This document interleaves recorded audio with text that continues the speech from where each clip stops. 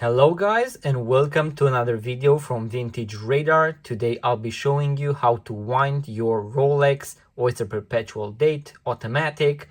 So you can also apply this to other Rolex watches. Most of these watches have an automatic movement, but that is not enough in order to get the watch fully winded, so you will need to wind it manually. Now, if you're new to the channel, we have a lot of videos about watch tutorials, how to clean and polish your watches, watch tools, and also vintage watches that you find for sale on our website, vintageradar.com, link in the description below. Now, if you have a Rolex watch, you most likely have a screw down crown, meaning that you won't be able to just pull the crown.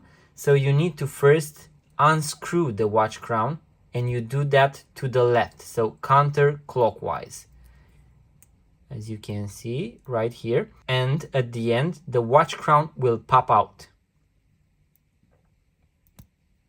just like that.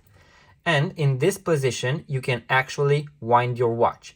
Now, before winding your watch, make sure to set the correct time. So you need to pull the crown all the way, set the time, then push the crown back, and now you can actually wind the watch. You can also hear it winding.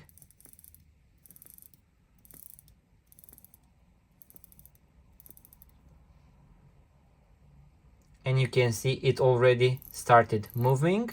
You can wind it between 20 and 30 times in order to have it fully winded. After you have winded, make sure to push and rotate clockwise. So push and rotate to the right. This way you can protect the movement from moisture, dust, and other particles that might get inside the watch, also water. So that is how you wind your Rolex Automatic Watch.